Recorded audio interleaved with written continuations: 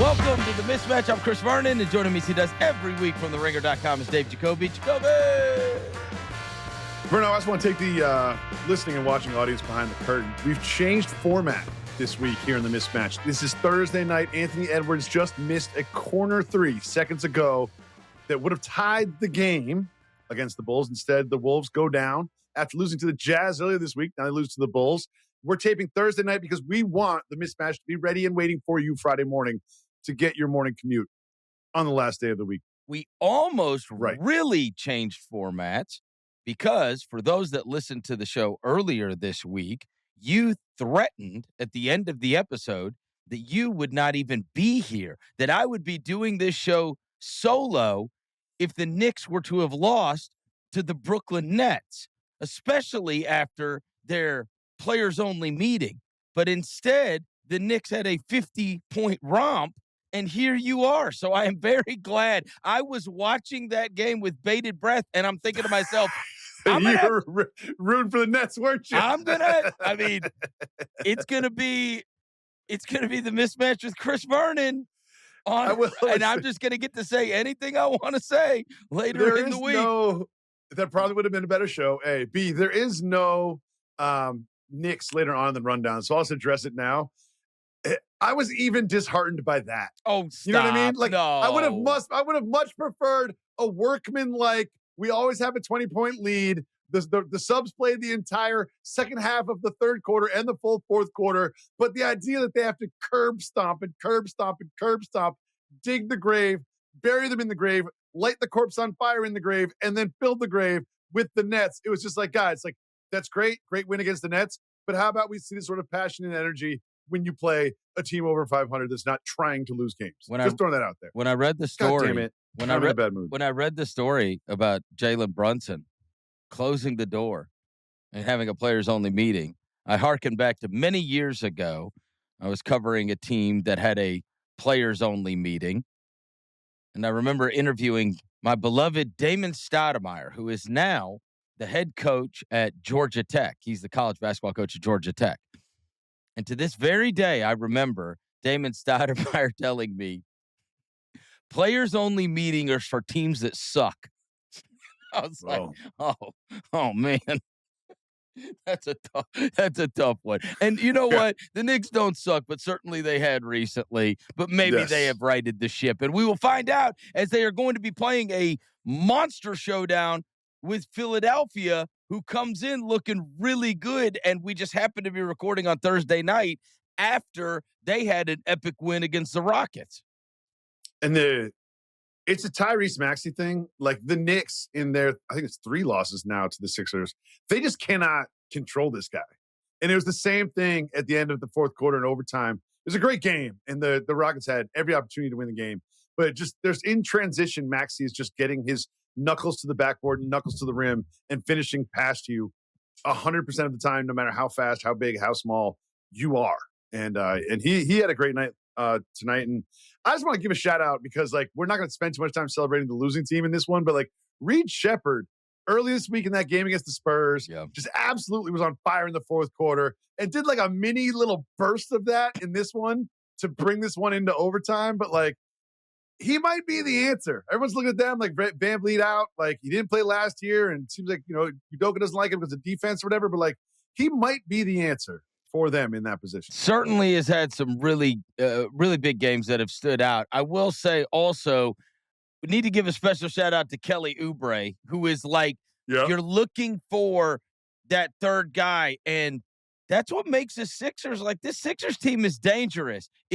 If you're getting this Maxey and you're getting this Embiid, and then on a given night, Paul George might give you 20.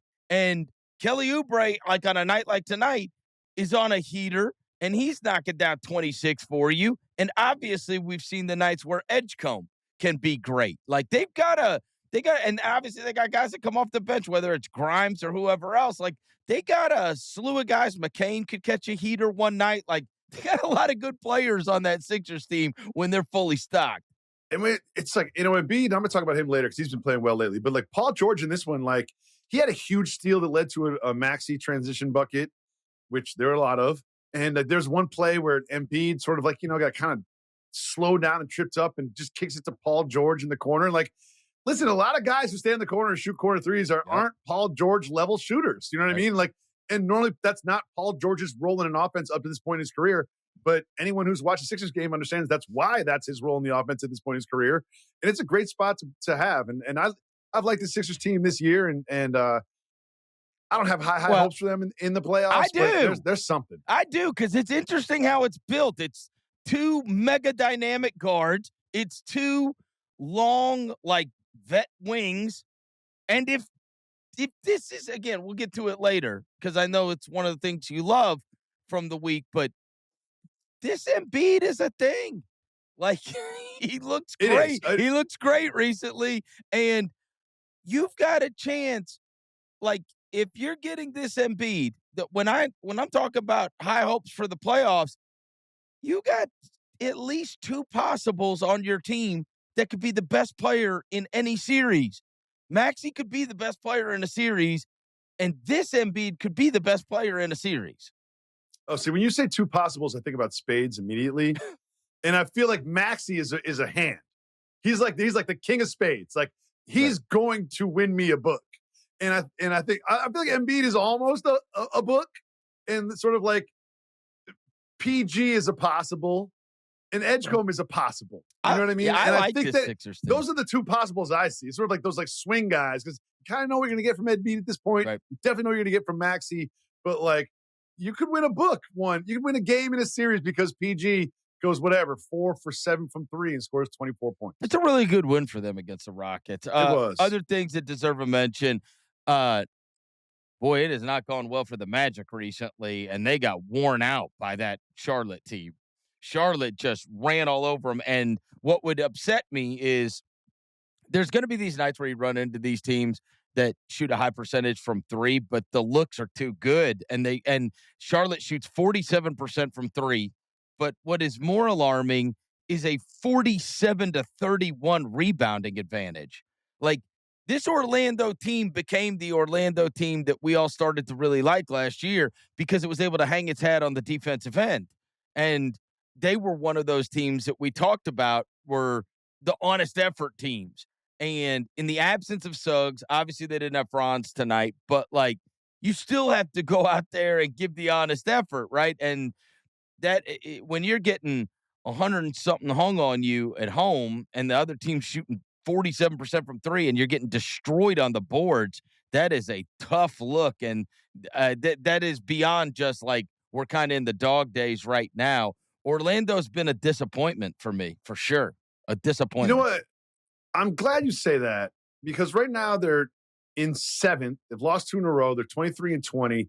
And even teams like the Clippers, that were such a big disappointment, have sort of like figured it out. And the Hawks have sort of had their Trae Young issues. Now they're like sort of readjusting to life without Trae Young. So they're a bit underperforming. Obviously the Bucks have their thing, but like the Magic have dealt with some injuries to some key players, of course, but like they've pretty much disappointed. No, they were a team that people fancied as a top 4 seed. Still, people viewed them as peers for the Pistons. And one of those has taken, look, they made the big Bane trade, and it was like, all right, now they're going to take a big, step forward, right? They're going for it with this. And so they've gone for it, and you've seen like that Pistons team has taken another leap. It does not feel at all as if Orlando has taken a leap. In fact, it feels like they've taken a step backwards thus far. Yes, I think that the enthusiasm in October was warranted, because you're expecting Paolo to play better. Hasn't. You're expecting Franz to play better. Hasn't. You're expecting everyone to at least be healthier than they were last year. Haven't been. Because this team on paper, when healthy, makes sense to me. I think they could probably use someone else at the 5. But it just hasn't played out that way. And you can't blame health so much, because every team is dealing with injuries. A couple other quick mentions. We have the Mavericks beating the Warriors. This week has been just bad news after bad news on the Warriors. And then Kuminga's going tonight, and he has to leave the game with a busted ankle. It's like, my God, the guy never plays. And he was playing well. I know. The guy literally never plays. And all of a sudden, like, here's your chance, guy. and he has to go out with a busted ankle. It's like, are you serious? But I'm watching this game because I mainly was focused on Rockets Sixers, and I turn on this one during commercials or whatever. But like, this is really like, it's pretty dark. Without Jimmy as an offensive weapon or even a guy that can give the ball to at the end of the shot clock, like it's kind of Steph and no one else. Yeah. In this one, and then once it's Steph and no one else, defense just gears up on Steph, and then you're looking for Moody, your Draymond, or just like Santos, like anybody to do anything, or Pods, and every once in a while those guys will have big games, but in a game like tonight when they don't have it and it feels like it is just Steph, it doesn't look good. Yeah, so tough beat for them. And then you have Nuggets beat the Wizards. Timberwolves, as you mentioned, went down to the wire against the Bulls and took a loss there. That's a good win for the Bulls. And then they just lost to the Jazz, right? Right about that a couple nights ago. Yeah, and then you have Timberwolves, and the Spurs took care of the Jazz. So we are getting we are at that time of the year where people say that as we hurtle towards the trade deadline and then the All-Star break, this is a typical time of year where you're seeing some goofy results that take place. Yeah. Right. Yeah. Like you're in the late January, in the very middle of the season. Yeah, Christmas to All-Star break, and then sort of like the last 5 weeks of the season. They're just sort of like, maybe just take it into consideration before you start putting real money on FanDuel. You know what I mean? And also, strange things happen. And also before you start making bold proclamations of what it tells us about a team. You know what I mean? Yes. The Magic getting run off the court against the Hornets notwithstanding. Because that was ridiculous. Come on. I mean, the Timberwolves getting beaten by the Jazz. I got it. These weird things. I've had to mention that to some of my my Knicks fan group chats. Like, guys, this is Well, that's the only way things happen. That's the only way you can make it through in these moments. No, everything's fixed. Beat the Nets by 54 points or whatever. So everything's fixed, guys. Don't worry. Players only meeting. Players only meeting. This is about us, guys. The coaches have nothing to do with this. We are in control of our own destiny. Someone was like, Mitch, it's a players only meeting. It's not an only fans meeting. It's a players only meeting, Mitch. No. Mitch. And then he took off his headphones where he was listening to Morgan Wallen, and he attended. Yes, he did. It's like, I'm sorry. Mismatch is brought to you by FanDuel. FanDuel's putting you in control right from tip-off. That's right. You get to choose your reward. You want to play it safe? Go for it. You feeling bold? That's your move. Whatever your style, you are in control. No matter how you play, FanDuel's giving you the power to choose your reward and own your game this NBA season. All you have to do is head to FanDuel.com/mismatch. That is FanDuel.com/mismatch to make your pick, get in the game, and play it your way. Remember, you must be 21 and present in select states or 18 and over and present in D.C., Kentucky, or Wyoming. Opt-in is required. Rewards are non-refundable. Restrictions apply, including bonus and token expirations, leg requirements, and max wager amount. See terms at sportsbook.fanduel.com. Gambling problem? Call 1-800-GAMBLER or visit rg-help.com. Or you can call 1-888-789-7777 or visit ccpg.org/chat. All right, let's get to our loves and loathes of the week that was. I'm going to start because I know you love when I start. I went to a basketball game and saw the Atlanta Hawks in person for the first time last night. Good game. And it was a good game. And man, let me tell you something. The experience of watching Jalen Johnson up close and personal, I was wowed. It's one of those where it's not like we've been honed in on the Hawks throughout the year. You're not watching a ton. They're way down the list in terms of teams you want to tune in to watch, unless they're in like some kind of nip-tuck game and you flip it on at the end. But they're not going to, in a league where you're watching for 30 teams, they're not going to command a tremendous amount of attention. But we have referenced many times, like every morning when you get up and you look at the box scores and you see what this guy has done. There was this quick swoon right after they traded Trey and brought in McCollum where the production went down for a second, and then he responded, and right before he came to Memphis. He had 28, 16, and 6 earlier this week against the Bucks. And I watched this guy last night have 32, 15, and 8. And I was like, Oof. yeah. I mean, and at one point, I turned to the guy that was sitting next to me and I was like, bro, this dude has 28. Like, when I tell you it was an easy 28, like, like a lot of guys, that's when you know somebody's a star, is when you look up and you're like, wait, what? This guy's got 28? Like, I didn't even remember the 28 like that took place. He's also, once you see him up close, he is one of those guys that every once in a while throughout the year, I'll reference this, like bigger than you think he is. Yep. But the size, the movement, the athleticism, you understand how they look at that and go, all right, we've got to build with this guy in mind. Obviously, he's having this great season where he's averaging 23, 10, and 8. I mean, that is crazy production. 51% from the field, 36% from 3. And, like, he's also the guy, the reason it impressed me, because life is different when you move to the top of the whiteboard. Now, he has dealt with that quite a bit this year with his come on and with Trey being absent from the team. But boy, oh boy, do they have a special one in Atlanta. I mean, getting to watch, he was one of those that it almost like took me by surprise. When you don't see a lot of 32, 15s, and 8s. And it was just super production, but it looked easy doing it. Like, a lot of times if you put up those kind of numbers, it's mega noticeable and it seems like the guy had to work to do it. This was just getting to his shots, backing people down, catching in transition. He is awesome. He is absolutely awesome. I loved him last night.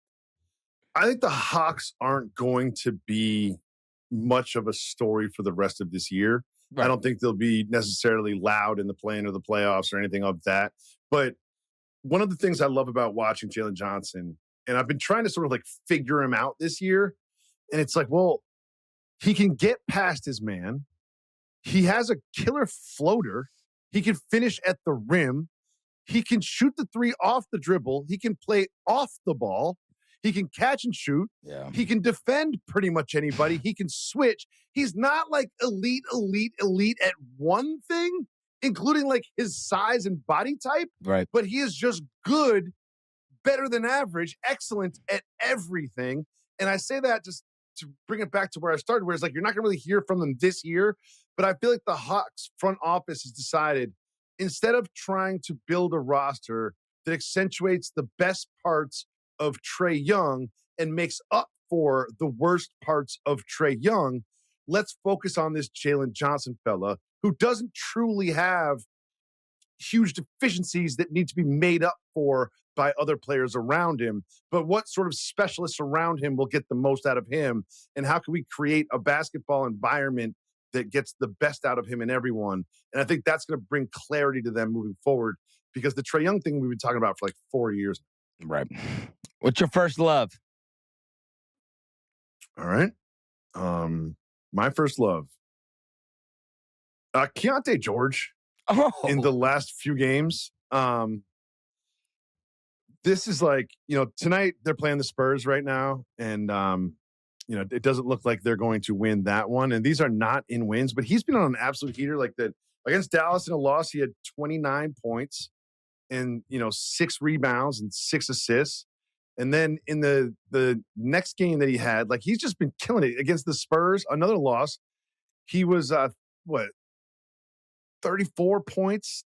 He had 30 points, 4 for 10 from 3 against the Dallas in the previous game was 4 for 6 from 3. And then that win against the Wolves that I referenced earlier, a comeback win, they won because Keontae George is absolutely on fire. He had 43 points with 6 for 13 from 3. Didn't light it up today, but like, if you are a Jazz fan, there's a lot to look forward to with Keontae George. Yeah, and the other thing is with him, it doesn't always when you watch him, it doesn't feel like just a good stats, bad team guy.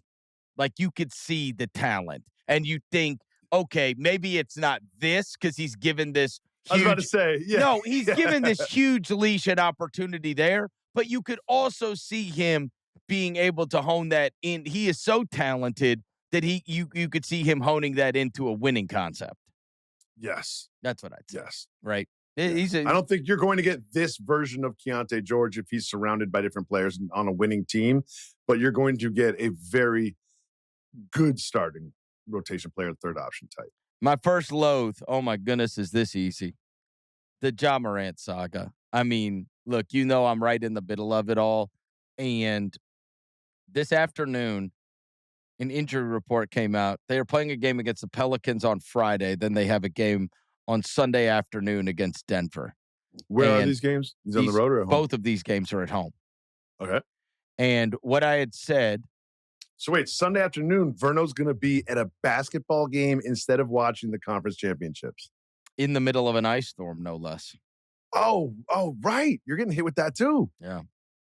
Yep. Oh, wow. Yep. Oh, Sunday. Yeah, the South's going to be, this could be rough coming up this week. But it's rough basketball-wise because one of the things, and obviously you and I have talked about this a lot, and I've said, the hope is problems become solved, whatever the problem may be, whether the guy it does want to be in Memphis, then obviously earn an extension, and that's been the issue, whatever the case may be. Problems are solved by being available and awesome. And he played in London on Sunday, and he was available, and he was awesome. And he played last night against Atlanta, and he was available, and he was awesome. And it lasted 2 games. 2 games before you have him being ruled out with an elbow injury for tomorrow night. That has already been reported today that Friday night's game against the Pelicans, he will not play. And they also said is out for 2 games. And so, look, he did bang his elbow on one of the blocks that he had at the rim. He had 3 absolutely spectacular blocks. But there's no good outcome with this. Because what I will tell you is if he's not playing for a reason other than the elbow, that's bad. If it is the elbow, that's bad because you couldn't even make it 3 games. Either this means you're this is a reminder of how unreliable and how unavailable you are, or are we just hurtling towards this inevitable end?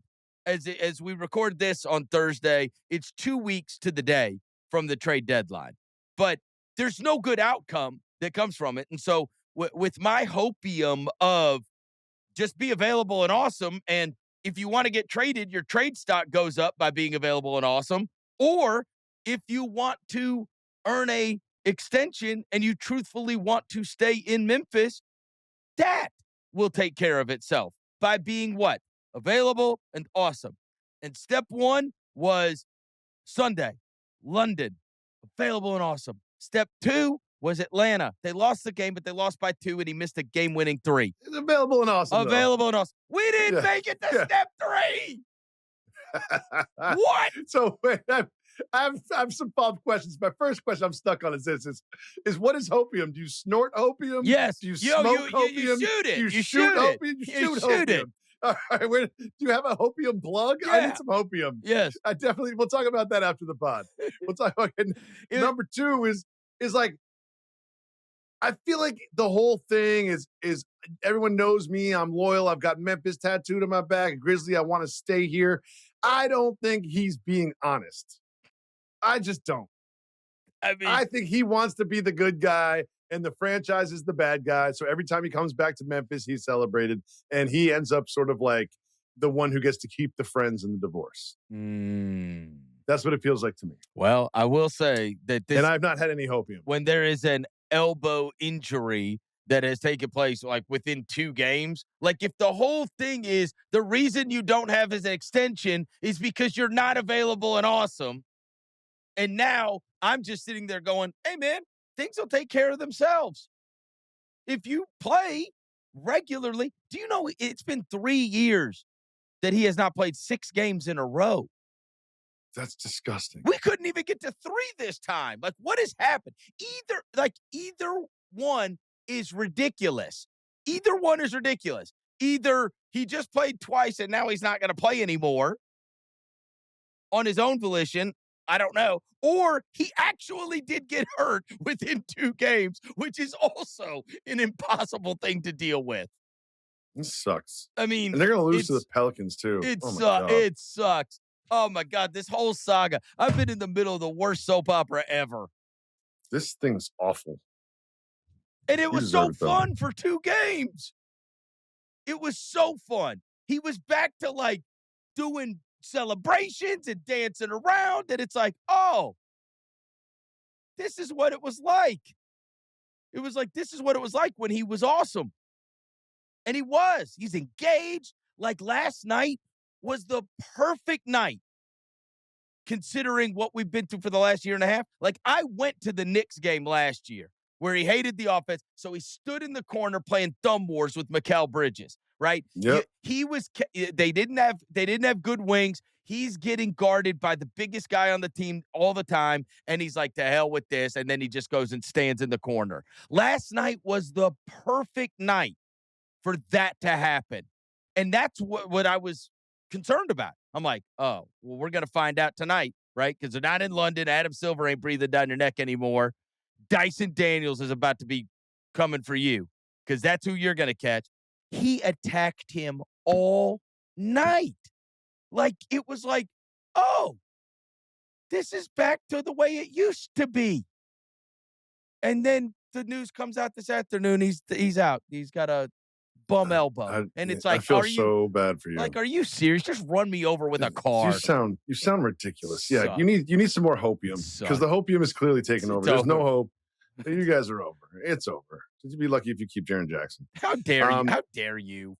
Shut up. We talked about this. This was in my lows last week. Go root for Karl Towns and guys that stick their fingers in each other's butts. I will. Shut up. Monumentous historic win. You know what? Historic win Wednesday night. I'd rather have a losing record than my team fingering each other's butts. You get a lot of mileage out of that. That's all you got.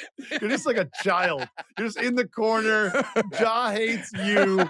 Your whole city hates Ja, but no one wants to say it out loud. Nobody hates him. Well, your team is gay. That's what you sound like. That's what you sound like. Nobody hates. Seriously, you're a child. You're reverting back to like pre-adulthood behaviors. You need therapy. Look, you need therapy. And you need to get off the hopium. You were tormented by that moment, and I just want to be a constant reminder that happened. Your team won the NBA Cup and started sticking their fingers in each other's asses. That Bucks happened. fans have been tormented all year. My first loathe, obviously, because I brought it up last week, is whatever comes out of Giannis's mouth. Here's what he said after another bad loss. We're not playing hard. Not playing hard, we're not doing the right thing. We're not playing to win. We're not playing together. Our chemistry is not there. Guys are being selfish. Guys are trying to look for their own shots instead of looking for the right shot for the team. Guys try to do it on their own. I hate this. Doesn't he have like a 50 usage rate? I hate this so much. Guys are looking for their own shot. Pass it to me. Like, you're Giannis Antetokounmpo, my guy. Like, I hate everything about this. Like, Giannis is one of the most likable, not even athletes, like celebrities. But like, this process is ugly, and it makes the stink even gets on Giannis's like perfect reputation. Like, even I now look at Giannis a little differently than before all of this. Guys are looking for their own shots. We don't have the chemistry. We don't have the time to get it together. You're the captain of the team. You're the MVP. He's a leader. You're the face of the franchise. You're the leader. Be the guy that's the reason we win, not the guy that points the finger at everybody else and says they're looking for their own shots. They need to give the ball to me. He was being a leader. That's why he's calling everybody out. Okay. Giannis the leader. They're going to turn it around. All right, but put a pen in January 22nd. This is when the Bucks are going to turn around the season and make their sprint to the top of the Eastern Conference in the 1 seed. I mean, I guess he could have just had a players only meeting instead. Right. What's your next love? Free throws cratering. I love this. Oh, I love this. Tom Haberstroh has been all over this. He's always all over this kind of stuff. Tom Haberstroh is the GOAT of. When you're watching Blazers games, every once in a while, he'll pop up in the corner. He's like, they're like numbers guys. When you're at League Pass watching Blazers games, which I understand if most people don't, but Haberstroh will just pop up every once in a while. Like, here's Haberstroh with the number tonight. Haberstroh is the absolute GOAT of NBA trends. And one of the things that he has been on top of is he noted the other night that the Bucks took 9 free throws in the game on Wednesday night. And then he said, that is the 11th time this month that a team has taken less than 10. Now, the reason that is relevant is because it's the 11th time this month that a team has taken less than 10 free throws in a game. That is more than October, November, and December combined. Oh. Combined. Teams took 40-plus free throws almost every night in October and early November, and yet it has not happened since January 7th. And so his whole point is, like, and Jalen Brown, drove the ball 23 times a couple weeks ago. And it was against the Spurs, right? They have 4 free throws. The entire team shot 4 free throws the whole game. He got 0 on 23 drives, and he said this is so the point that Haberstroh is making is something has changed, right? Like, 3 different coaches have gotten fined. Jalen Brown got dinged for $35,000. Like, something has changed. And so what changed, right, from, like, this point in January? And my answer is, I don't give a crap. Mine too. I just hope it stays. Yeah. Yes. We don't need to launch an investigation. Let's just enjoy the results. No. We went through this a few years ago, right? Where they just stopped. The All-Star break. Yes. Yeah. And they just stopped calling fouls, right? Now, the funny thing was when I was reading it and it said teams took 40-plus free throws almost every night in October and early November. That hasn't happened since January 7th. I almost immediately went to go find out when Austin Reeves got hurt. That's what happened. I mean, it's crazy. The number has gone down a precipitous amount. As someone who goes to NBA games all the time, I am always in favor of less free throws. Always. I am always in favor of less free throws and letting things go. And if there is an edict, fine. If there is if it has been passed on, like, hey, we're going to the free throw line too much. Hey, we got all these, look, we're on Peacock, we're on Amazon, we're on national TV all the time. Like, let's cool out on the freaking 90 free throw games. Another thing is, like, they have certain blocks in the television blocks for the games. There's so many damn free throws at the end of the game. Sometimes, like, turn over to USA if you want to see the Nuggets against the Warriors. Right now, we're still here in the Bulls, Hornets, and they're fouling for the next 10 minutes. Right. Where it's USA again. Yep. That's a good one. And shout to Haberstroh. I'm with it. So here's my next love. I think rivalry week has gotten a lot of flack, and I totally understand that, right? Cavs Hornets is not exactly like an old rivalry week. Thunder Bucks, I don't even know how that is a thing. I'm trying to think back. I'm like, did they have a good regular season game a couple of years ago? Something like, we've all been through this. Like, this has been chewed up and spit out by the sort of like NBA media. And I understand what they did. Something that you sell as a package to Amazon. You're going to get this new thing called rivalry week. You're going to pay extra for it. You're going to get the NBA Cup. You're going to pay extra for it. You're going to get this. I've got a new week that I think is better than rivalry week. Oh, I'm with it. Let me hear it. Here's the title. Peak week. Peak week. What we do during peak week. Listen, is it a perfect title? No, it just sounds cool, but I'll get there. Here's what we do during peak week. We relive every year just 1 or 2. And they have those sort of like home and home or like 2 games in 3 nights baseball series sort of things. Okay. We relive some of the best playoff series in the history of the NBA. So they wear those uniforms. They bring out some of the old coaches and players. They do special interviews around the games. So like Kings Lakers 2002, you bring back Vlade. You know what I mean? And Peja for the game in Sacramento. And then the game in LA, you bring out all the old Lakers. Lakers Celtics 84, Jazz Bulls 97. And you bring out the old ref crew to absolutely screw them, and Tim Donaghy shows up. Well, according to Hamstro, no one's calling anything anymore, so who cares? And you bring out Tim Donaghy, and he's come like, on, hey. just go with me on this one. This is pretty good. I like this. Because there's a ton of series that people forget about, too, that you can just bring back. You know what I mean? Like, everyone's like, oh, Jerry West, like, didn't win the finals but won MVP. I'm like, I don't know anything about that series. Maybe that should be during peak week. It's just sort of like a little history lesson / throwback jerseys, throwback field, throwback court. It's a stunt week.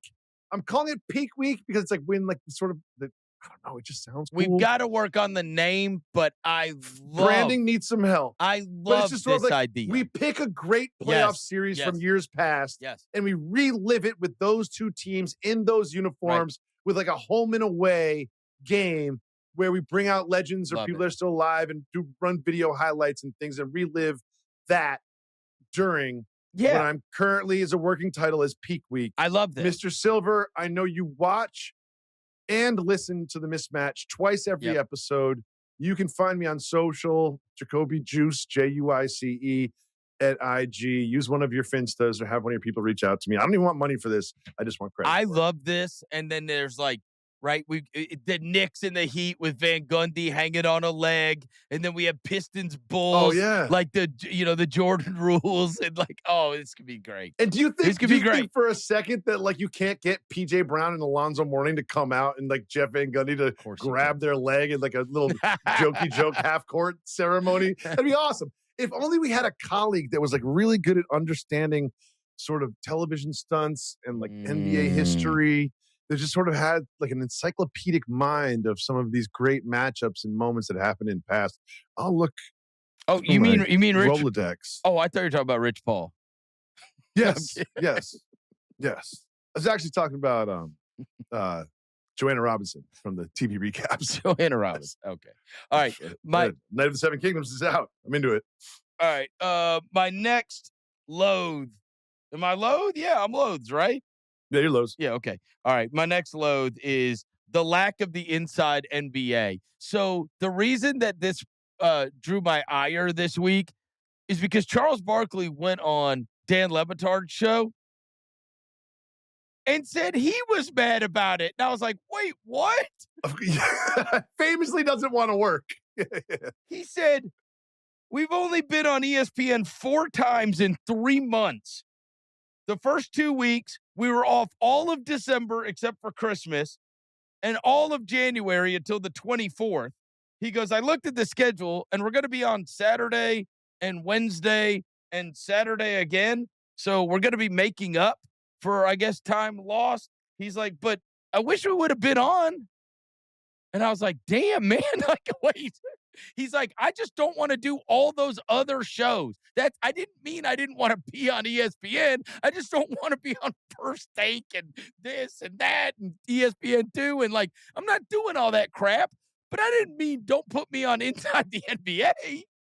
And so the idea that those guys like have been complaining that they haven't been on more, all of a sudden, then I was like, damn, man, they should have put them on more. Like, you got this thing, and I got it, right?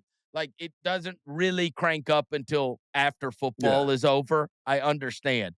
But I didn't realize they'd only been on ESPN 4 times. That's bananas. Yeah, man. That's bananas when we've had half the season.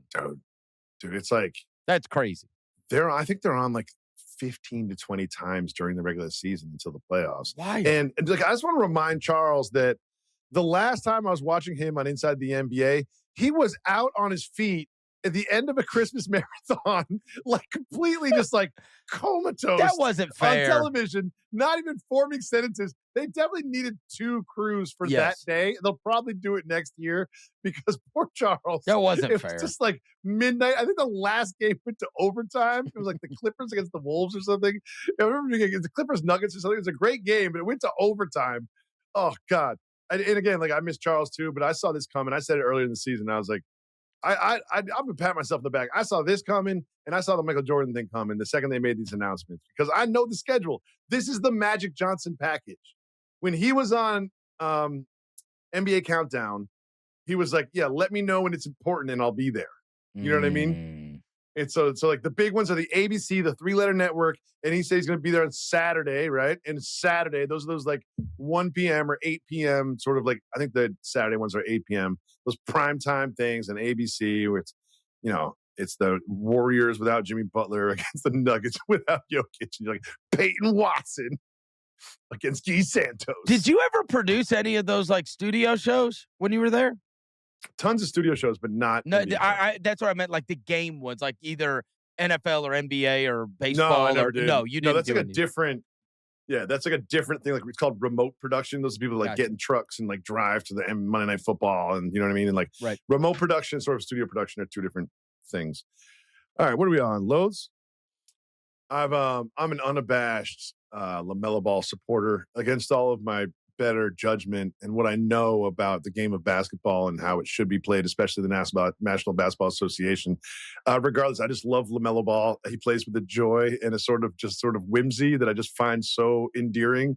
And like I've said before, when he has the ball, he's like, "What's the coolest thing I can do right now?"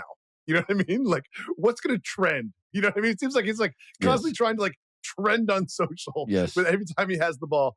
But he's been coming off the bench sometimes. He came off the bench the first time. He was fantastic. There was a very quiet loss against the Mavericks. I'm sorry, the Cavricks. I like to call them the Cavricks. Against the Cavaliers. And LaMelo didn't play well. You don't think? He might have been 0 for 10 from 3 and 1 for 15 from the field. And all of that whimsy and joy that I just explained was completely gone. And his body language, it was just like the soul was no longer in his body. And as a LaMelo supporter and as someone who has been in trade rumors, I don't think they will move him, but he's been in trade rumors. It's not exactly a great performance that you want to put on the old VHS tape. Oh yeah, I resent the LaMelo Ball trade rumors completely because as someone who I'm on the Bill Simmons side of, this team is so fun to watch. They would be infinitely less fun to watch without LaMelo Ball. Even with even with Brandon Miller, even with like that, if you extracted him from that, it's not nearly as fun. It's fun to watch them. But there is a sort of major portion of why it's fun to watch them is what's going to happen LaMelo next. Ball. Yes. Yes, absolutely. And BJ Edgecombe and LaMelo Ball and Wembanyama are kind of like those worth the price of admission because you never know what you're going to see type of player. Yes. And, oh, God, that Edgecombe block earlier this week when he landed like Spider-Man, that was insanity. Yeah. Dude, did they win tonight? If they don't win tonight, this dude, I think it's a tie game or they're up by 2. I think they might be up 2. He tried to dunk on the entire Rockets with like a minute left in regulation. It's just like, it's like down in distance, my guy. Like, that's a great highlight in the first quarter, second quarter, third quarter. Totally. Go for it. But don't try to up Anthony Black with a minute left of a tight game in a big game and one that you need. But yeah, I love LaMelo Ball. That was a tough night for him. He played pretty well tonight, but I think he started tonight. But my next love from the week, this Suns article that I read. I'm going to give a shout out to Ricky O'Donnell from SB Nation. So he wrote this article called How the Suns Pulled Off the NBA's Most Shocking Turnaround. And he starts the article by talking about how, like, where he ranked them at the beginning of the season. And it's almost like from the perspective of, I got this so wrong. How did we get this so wrong? Vegas had them at 30.5 wins for the season.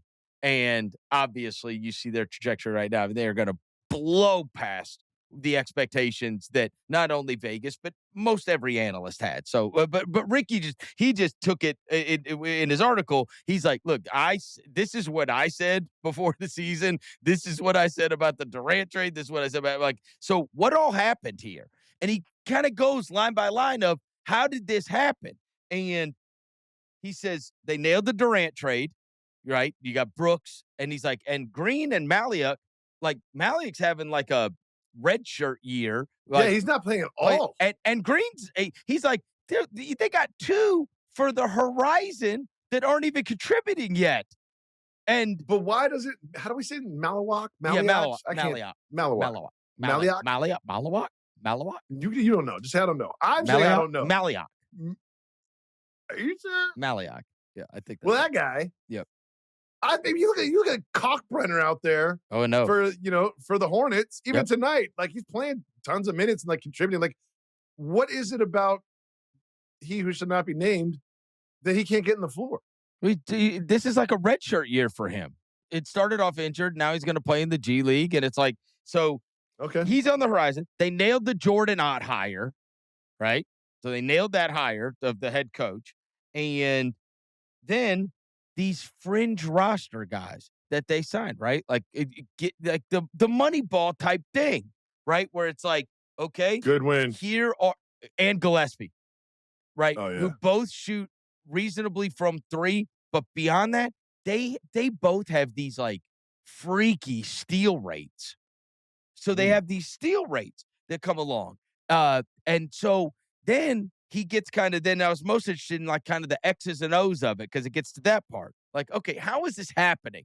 And the fact that they've become like this outstanding defense this year has this very strange statistical profile where they crush the offensive glass, right? So ball goes up, and then they do this they've got like two big wings in Brooks and Royce O'Neal, and then they've got Mark Williams. And then you've got those little guards that filter in and they chase down. So they do great on offensive rebounding, right? They're like sixth, I think, in the NBA, it said. Yet they are amazing as a transition defense. And those two things do not usually add up. You usually have to sacrifice one or the other, right? If we're going to be the team that crashes the offensive glass, we're going to give stuff up going the other way. But instead, they're awesome at both.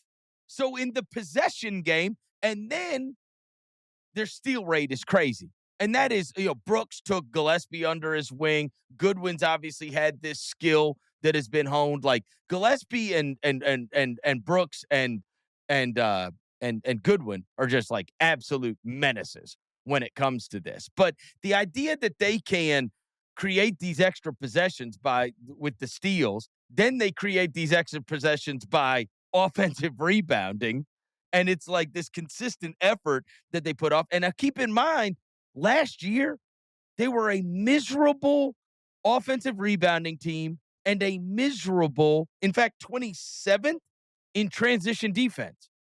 So these are things that have just been complete 180s from last year. And the article's really good, and it's super fascinating because I'm always interested in almost like the money ball of like, how the hell does this happen? Because we've talked about the Suns a lot this year, as has everybody, as like, what is going on here?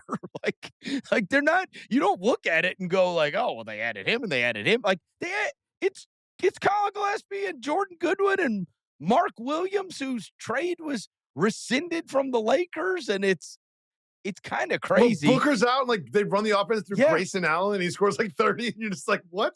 And you would think that if the Suns were going to be this good this year, if you talked to me in September and said, this is going to be the Suns at the end of January, I would have been like, whoa. And like, did they make any big roster moves? No. Okay. Well, Devin Booker is like number one in the MVP voting, is the next thing I would say. Right. They'd be like, no, not a chance. They'd be like, pretty much a decent Devin Booker year, but not like some breakout crazy thing. I'd be like, well, I then you got me. I don't even know what happened. Like, oh, they just get the best out of everybody who's in the uniform, and they're organized, they're together, and there's this like unity thing. Their roster doesn't look as good on paper. You look at someone like the Clippers or the Cavs, and you're like, your roster looks so good on paper. Right. Sure, Garland's been out or whatever, and you don't have Max Strus, but Right. like sometimes the team just plays better than the roster on paper, and sometimes they don't. And we saw this with Oklahoma City, right, where it was like a quarter of their points come off of teams' turnover. Like when you don't even like when people say like, oh well, like what kind of shooting do you have? Like the shooting matters less when you're getting transition buckets, right? When you're getting layups, if you're not having to play as much half court offense, and so not only are you create you create yourself easy buckets when you're getting easier buckets when you're getting offensive rebounds and when you're getting steals, and then they stop the easy buckets the other way. It's very strange to be that awesome at offensive rebounding and transition defense. Credit to them. Pulled it off. And I'll move on in a second. But one thing I find interesting about this is if you look at a team like the Spurs, which is playing, number 2 in the West, they're great, above expectations. And you look at a team like the Suns, they're 6th in the West, tied for 7th, but 27-17, way above expectations. And if you look at the next few years for the Spurs, they're young, they have a nucleus, get to the playoffs, lose, get to the second round, lose. Talk to me in 2028, we'll be like favorites to win the whole thing, right? But the Suns, I don't really know what the plan is for the next 3 years. Well, I will tell you because they don't have this sort of like young nucleus, but they've built something that free agents will want to play with. Oh, and it's a great city, and they got a great fan base. They really do. Like I told you this. I went to Arizona about maybe 6 months ago or something like that, and I was riding in an Uber, and I started. This guy had a Diamondbacks hat on, and I saw like Diamondback stuff, and I would see some Cardinal stuff, but I didn't see nearly as much Sun stuff, right? And obviously, they'd been a disappointment. I asked the guy, and I was like, "Hey, man," I was like, "What about the Suns? Like, are you friends of all the Arizona teams?" And he goes, I lived and died with that Chris Paul, Mikal Bridges, DeAndre Ayton, that finals team. He goes, when they broke that up, I liked rooting for them. You know how like earlier this year when I was talking to you about the whole, the Knicks thing and Giannis, and you're like, I just like rooting for my team. Like, you know what I mean? I like my team, right? I remember those days, good old days. And there's a lot of Phoenix fans, I think, that they liked that team. And then they tried to do better. And then that Uber driver turned around and reached over the stanchion and said, Suns in 4. Suns in 4. He's like, it's the Suns in 4 guy. I just think about that guy, and I think, I bet he's back. Yeah. I bet he's back. That's a good point. That's a good point. I bet that guy's back. I bet he's in the fold. Also, their social media team, the videos with the humping squirrel. Oh, you thought I was done? And he's humping like the window, and they make fun of the opposing team. They're hilarious. I love those. I love the humping squirrel videos. I do. They're great. Okay, I'll make a note of that. The key to Sun success. It's not Jordan Goodwin or the defense. It's not Devin Booker or the coaching from Jordan. That one goes the up there. Squirrel. The humping squirrel. They are. You know what? I'm going to give you guys Phoenix. Whoever's putting those videos together, you're getting big credit. And I know the song is not unique to Phoenix, but you're up there with the Pistons Win Again and a song I haven't heard as much recently, Orlando Magic. Oh, after they beat the Grizzlies in Berlin, they went on the microphone and were like, do you have the song? And they had the song. I turned it off. Yeah, I know you did. I turned that one off. I'm a journalist. I turned that one off. I'm a journalist. I didn't watch that. After Anthony Black dunked on the whole team, I said, oh, to hell with this. I'm out of here. It's the only thing on. I'm out of here. If they call Santi Aldama a bitch one more time, I'm out of here. Franz Wagner tomato chested him and then said, bitch. And I was like, oh, no. I'll make this one quick. In Germany, no less. I'll make this one quick. I'm trying to keep this a secret. It's kind of like a no-hitter. Like, no, I don't want people to talk about it. But Joel Embiid has been pretty good. Oh, God. Yeah, no. And I like it. Oh, wow. You're the only one talking about this. Shut up. No, I'm not trying to take credit for myself, Verno. Who do you think I am? I'm just not trying to let him know. I don't want him to know that he's playing well. Because it might ruin it. It's like a no-hitter, like a pitcher with a no-hitter. Because if people start talking about it too much and he gets to him, next thing you know, he's going to tear something. Oh, God. But his last 5 games. Now Drew Hanlon's going to clip it. Jesus, Jacoby. 27, 20, 30, 33, and 32. He looks good. And it looks slow and it's herky-jerky. But when he rises up for a mid-range shot, it just goes in. And he can do like a Karl-Anthony Towns long step, slow as shit, decel, weird finish thing. Like he just scores. Now. Okay, here we go. Bill Simmons, the Oracle, as you said, this encyclopedic brain who a week ago, he listed off like the 6 greatest Patriots catches. And I was like, what? So we use your encyclopedic brain, the top 6 non-jumping basketball players. He's got to be like elevating. He doesn't even jump Jokic anymore. Jokic. No, but he Larry can. Bird. But he can. Jokic will dig deep absolutely and jump. Non-joking?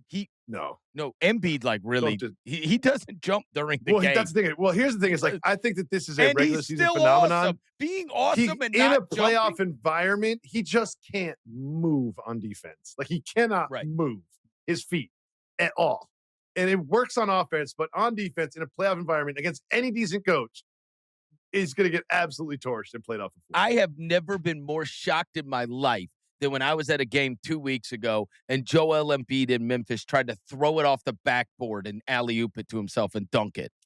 Just the fact that he jumped. I don't think that was an earnest attempt. I don't think that was an earnest attempt. And he fell. He fell doing it. Yeah. He was like, yeah, I'm never jumping again. It looks good, man. I like it. What? Don't yuck my young. Don't yuck my yum. I like it. All right, next one. My next loathe. Draymond Green on Pele Larson. Are you serious? Okay, I'm not going to go in depth in this, but you know how I've talked about in the past. Draymond Green only picks on overseas guys. Yeah, you're an unbiased, objective journalist. And his history with the Grizzlies has nothing to do that paints your opinions of him because you're an unbiased, objective journalist. I understand. The fact that he talked about Pele Larson being possibly dirty and then went on to say, I'm not a dirty player. I did a quick research project and typed in on YouTube, Draymond Green's dirtiest plays. There is a 4-minute montage that has 280,000 views, and that's just one of the videos. And the video begins with him kicking Steven Adams in the balls. Which twice. Time? Yes, I was saying, there's a few of those. And I'm like, is that a different one? Then he's like strangling people, stomping on people. I mean, it's unbelievable. Like the irony of him talking about friggin' Larson, the most harmless European player ever, Pele Larson. He's like, man, when I saw DeMar DeRozan get mad at him, he must be doing some sneaky stuff. You know, these Euros, they're dirty. It's like, what? Dirty. Are you serious? This is like, I can't believe this. The best thing about this is tonight's game. The first game after the dirty comments, he had a flagrant one in the first half. Unbelievable. And then he got another flagrant that it looked like he punched Dwight Powell in the balls. Upon review, it was a basketball play. He just elbowed him in the chest, and it was rescinded. But then after he got ejected for his second flagrant one, but then it was rescinded, so he got to go back on the floor. He then fouled out with about 2 minutes left in a semi-close game. But he's not dirty. Just the idea of there being like, not like one, there's like multiple compilations. Like everybody, just type it in. You'll find it. Search it. People have taken the time to cut together all these dirty plays. It's like him grabbing Brandon Clark by the neck and dragging him down, stomping up on him. It's like crazy. The worst of the worst are egregious. They're unbelievable. And okay, a couple things we can talk about this Pele forever. Larson? Let me go the other way. Let me zag on this, Vernon. because like I really believe, because he does that pod by himself, that when he says that into a microphone, he really truly believes it in his soul, which makes it like he's delusional to the point where I kind of admire it. Where it's just like you really think that, like you really think there is no video of you doing anything dirty on a basketball court, or that the things you've done on a basketball court were all justified and you're the victim, or you're just a lunatic. Yes. But the lack of self-awareness, like I'm so insecure and self-deprecating that I could never do that. I kind of admire his delusion in a way. Yeah. No. He really believes that when he says it. Like Pelly Larson belongs in this category called dirty NBA player, whereas Draymond Green is high IQ, tough defender. It's like Charles Manson doing a podcast talking about somebody being sinister. Yes. Yes. What? What are we doing? What? He's like, that guy though? That guy? What? But in the next game, to get a flagrant one for throwing somebody to the floor and then being accused of punching Dwight Howell in the balls, but upon review you didn't, and then fouling out. It's like, okay. Well, Pele Larson, like Pele Larson's like, really? Yeah. It's like, he knows my name? What? All right. Next love. Or loathe, I mean. All right, we're on loathe. Yep. This will be quick. You're third. Just everybody stop coming for my guy, Rich Paul. Oh. Like, what are we doing? Look at it. Austin Reeves says he shouldn't have a podcast, and then everyone's jumping on that. And it's just like, listen, he's allowed to have opinions. He's allowed to have a platform. Like, why is he? And then Jeannie Buss and Baxter Holmes are writing this long thing about, Rich Paul's the enemy and Clutch is the worst and ruining the Lakers. And just leave Rich alone, man. Let him do his thing. Leave him alone. You a Clutch guy now? You didn't tell me. Yeah, I haven't gotten a free sweatshirt yet. Once I get a sweatshirt, I'm a Clutch guy. If we do the next Mismatch show and you're wearing a Clutch sweatshirt, I'm going to lose my mind. You should I'm an XL. I used to be a large. I'm an XL now. Have him send you one so you can wear it. I will. Leave. Oh, yeah. You know what? He really needed somebody to say, leave him alone. He really needed that. Yeah, leave him alone. Yep. All right. My last love. Knippel's rookie stats so far. So ESPN put out their list of like their best rookies thus far, and it was super interesting that they, look, I know you're in the click business, but they gave their reasoning for having Knippel as one right now. They elevated him ahead of Cooper Flagg. I can see it. Even though Flagg is like minus 750 to win Rookie of the Year. But then they listed like these different like historical reference points for what Knippel is doing. And a couple of them were super interesting. So at one point they said the main narrative is about his three-pointers. He's making 3.4 a game. The Kings' Keegan Murray has the rookie record for most made threes, which is 206. They said Knippel's on pace to hit over 270. He would smash that record in his rookie year. And meanwhile, he's shooting 44% from three. And then this stat about his offensive efficiency, he has a 65% true shooting mark right now, which is the highest for any rookie with at least 20% usage and 1,200 minutes. And like the other names on there, Sharunas Marciulionis got a shout out, but the other names were like Magic, Charles Barkley, James Worthy. I mean, a bunch of really good names. And he said, just looking at this season, Knippel's true shooting percentage is higher than 7 of the 10 All-Star starters, except for Jokic, Giannis, and SGA. He is third amongst all high-usage guards behind only SGA and Austin Reeves. And he is 20. And this also isn't a volume thing either. Like he's shooting at a decent volume. It's not just like no. His usage rate is they used that. But as even a that, you can still be low volume, high usage rate. But like, he's getting them up there at 20 as a rookie to be he is having one of these like all-time efficiency seasons. He has been just outstanding. so far. And I think that kind of put it in perspective when I was reading all that. I was like, damn, man. Like, that is I wonder. first time through the league. Someone text, do you have Tom Haberstrow's number? Get a Haberstrow on this. When was the last time American Caucasians went 1-2 in Rookie of the Year? Never. I mean, you can't say never. I mean, 54. It had to be the 50s. It had to be the 50s. Hold on. Let me go grab the book of basketball. Yeah. Go grab that. All right, we got to finish up. I'm on Loves. Yep. All right.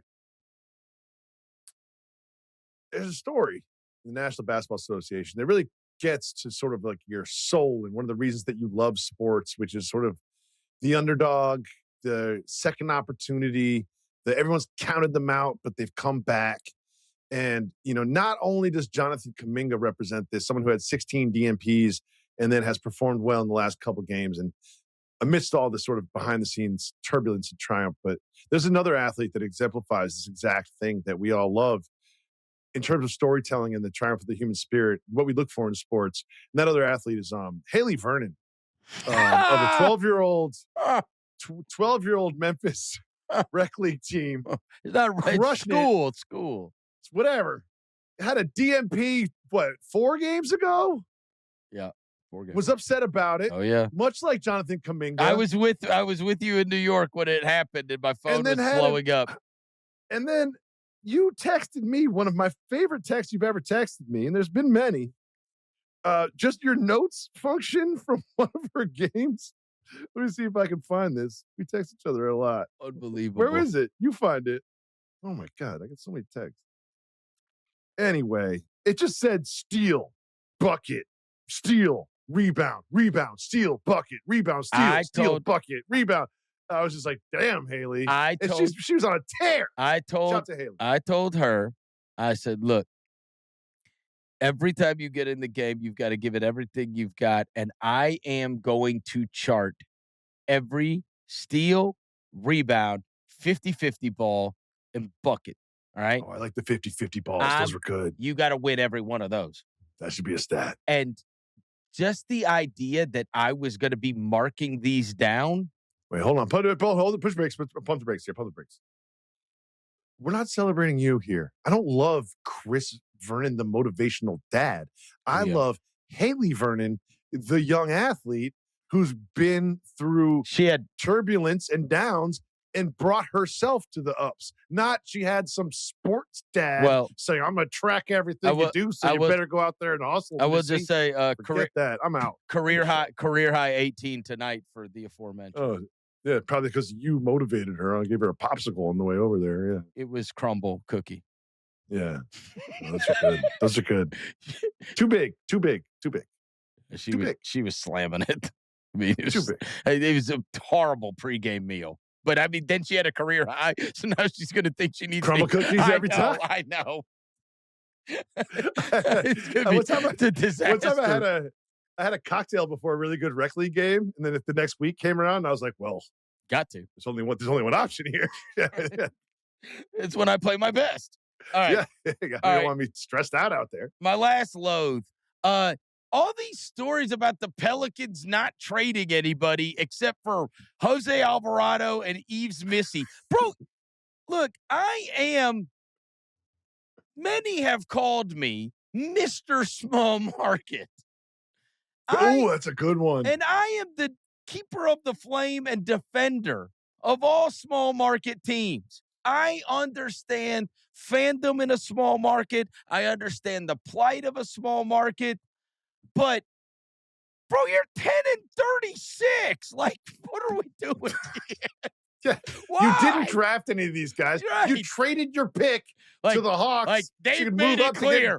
We are not trading Herb Jones. We think Zion's going to turn the corner next year. We're not trading Trey Murphy, and we're not trading Zion Williams. Like, why?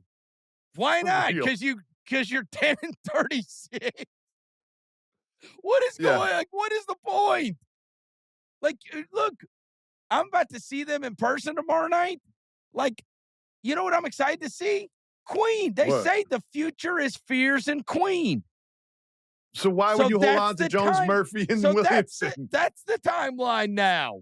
But I just, it's just bizarre to me. It's just bizarre. That's all. It's just bizarre. I have one final loathe, and I'll leave you with this, Verno. There was a report, as Jake Fisher, one sort of like Mark Stein's people, had a report. And, on Tuesday, one of the things I said that I care about is the future of LeBron James and Stephen Curry. And here's the report. And I don't loathe this reporting at all. Shout out to Jake Fisher. Okay. That the Warriors are targeting Giannis Antetokounmpo in a trade and also targeting LeBron James this offseason. Now, I have no idea if this report is accurate or what the sources are or anything. That's not the part that I loathe. Right. I just loathe the fact that I'm being teased with this because I said I care so much about the future of LeBron James and Steph Curry, and I got so sad that they're both in these sort of like dead-end teams, and next year is so just a foggy, messy, murky, who knows, question mark looming ahead of them. But the idea that we can have Giannis and Steph and you're LeBron not gonna be all three. in the It'd be Bay two. Area. Well, LeBron in the offseason signs for a vet minimum. I don't know. It just don't tease me with this. That's what I loathe about it. It's because I know it's never going to happen, but it just sounds so amazing. The real Last Dance. And then they win the championship and retire. Come on. Yeah, I honestly, look, Mike Dunleavy, maybe you could pull it off. Mike Dunleavy, who really made a name for himself with the most unbelievable press conference this week of saying, when you demand a trade, there has to be demand. Okay. Counterpoint. Unbelievable. If you are in negotiations to trade a player, you should not publicly state that there is no demand for that player. I don't do this. I don't work in the front office. I don't read books about how to negotiate. But just my gut tells me that if I was trying to trade someone, I would not devalue them publicly before I did so. I think they all just hate Jonathan Kuminga. Hate him so much. Why hasn't Draymond beat his ass? Everybody loves Draymond so much. Yeah. Love him. But Jonathan Kuminga, bad guy. Yeah, you beat up Jordan Poole, but you haven't beat up this guy? Crazy. I don't know. I don't know anything about Jonathan Kuminga's personality, but everyone said he's been such a pro through this. He's working super hard during practice, and like, poor guy. What do you do? Missed a couple defensive assignments. Yeah. It's going to do it for this episode of The Mismatch. Thank you to our producer, Jessie, Lopez, as always. Jacoby, I'll talk to you next week.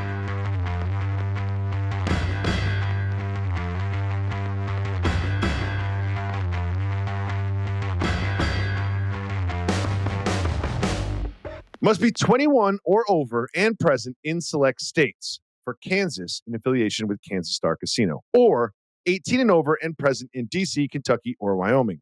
Gambling problem? Call 1-800-GAMBLER or visit rg-help.com.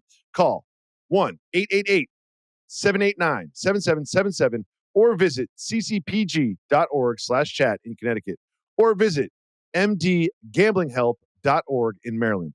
Hope is here. Visit gamblinghelplinema.org or call 800-327-5050 for 24/7 support in Massachusetts.